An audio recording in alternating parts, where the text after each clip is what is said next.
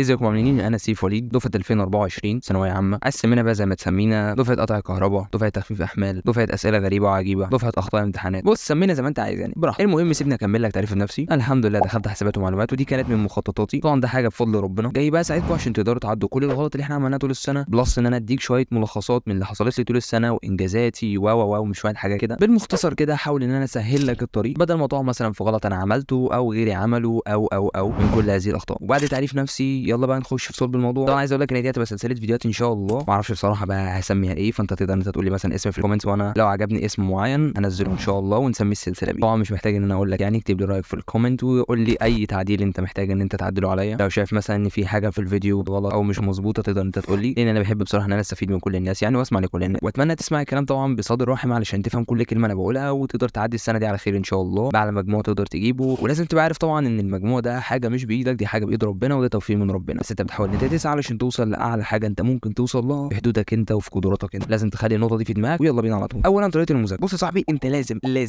لازم تذاكر اللي انت خدته اول باول. بمعنى ان انا دلوقتي خلصت درس جميل جدا محترم جدا والحمد لله جمعته والدنيا تمام، وهقول لك هتعمل ايه جوه الدرس بس مش دلوقتي، في فيديوهات اخرى. روح على طول ما تقولش بقى انا هقعد مع صاحبي، طب هتصور بس معلش، طب مش عارف ايه. ده بيبقى في بدايه السنه كده وانت فاضي وخلاص خلصنا. انت دلوقتي احنا شهر 9 اهو، والله اعلم الفيديو ده هينزل لك امتى، بس عموما احنا في شهر 9 حاليا يعني. فخلاص وقت الاستعباط اللي انت كنت تستعبطه في البدايه ما بقاش نافع من دلوقتي لحد الامتحانات الفاينل. فانت على طول بتخلص الدرس وتروح اخرك ان انت تصلي وتاكل وبعدين تبتدي يلا بسم الله نذاكر. فدي طريقه من الطرق ان انت تذاكر اول باول، لان ده هيخليك تجمع المعلومات على طول. ولكن خد بالك ان مش دي بس الحاجه الوحيده اللي هتقدر تخليك ان انت تجمع منهجك وان انت تبقى توب في الماده دي او تبقى توب عموما في السنه. طبعا في طرق ثانيه واستراتيجيات ثانيه وهقولها لك في الفيديوهات القادمه، واهم حاجه ان انت تذاكر اول باول علشان تقدر تبني كل الخطوات اللي انا هقولها لك اللي بعد كده. والله انطر من هنا، سلام.